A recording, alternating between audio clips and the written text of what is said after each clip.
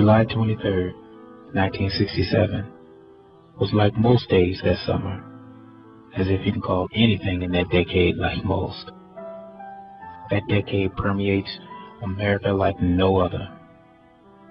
Vietnam, the Civil Rights Movement, assassinations.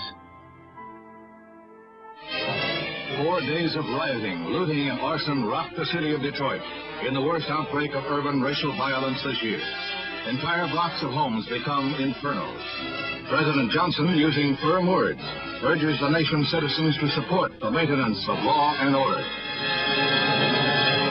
I know that the vast majority of Negroes and whites are shocked and are outraged by this. Pillage, looting, murder, and arson have nothing to do with civil rights. They are criminal conduct.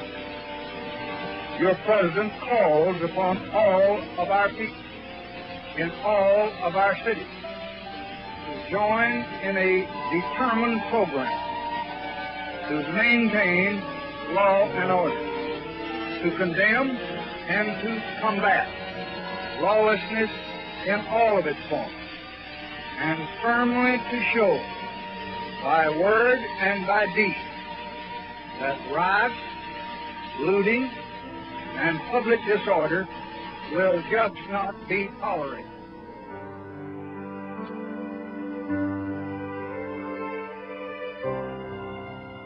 Dr. James Boyce Jr., a social scientist and also known as cameraman throughout the community, provides a more sociological interpretation of the conditions in Detroit and the United States as it relates to African American communities and urban renewal projects, which can cause social displacement for many, particularly the area of Black Bottom and Hastings Street.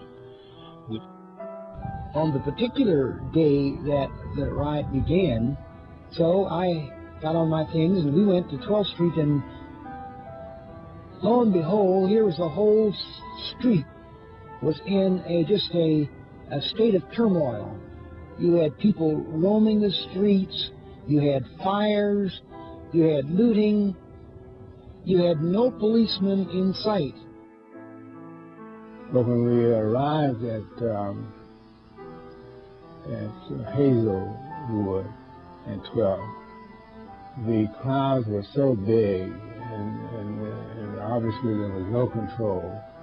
John Conyers, I should say, then had gotten out of the car with his bullhorn, and I am whispering in his ear. And I'll tell you what I was saying to him. I said, John, let's get the hell out of here. Things had reached that point.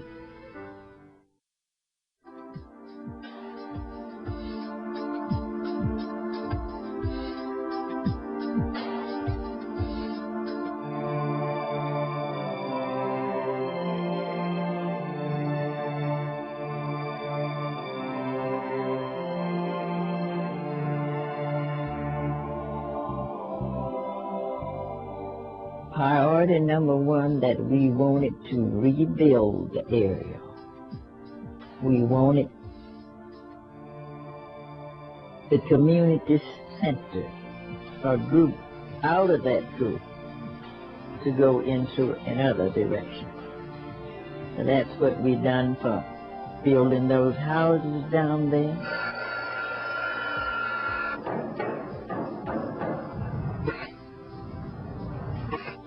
In an effort to attract new families to this legendary neighborhood, the community formed the Virginia Park Henry Ford Hospital Nonprofit Housing Corporation in partnership with NBD. Governor Romney and Mayor Jerome Kavanaugh called Joe Hudson, who was the retail giant in this city at the time, and asked that he pull together the various constituencies that made up the Detroit community, the corporate leaders and also some of the community leaders, and bring them together to talk about what could be done. That bringing together of some 100 folks resulted in the formation of what was called the New Detroit Committee. Reflecting Radio personalities were very strong individuals within the community. Martha Jean, as a matter of fact, during that time period, was very instrumental in holding down and at least curbing some of that energy that was going on with the riots. My own personal commitment to doing something is the fact that I am still on the air, because I think I have a personal commitment to offering the community a way of, one, expressing itself, and to do as much as I possibly can to see that things are changed as much as possible. And nothing touches my emotions more deeply. And I think because of them,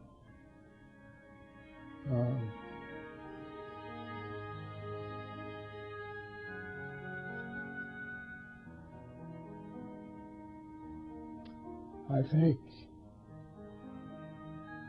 because of them, I would never stop fighting.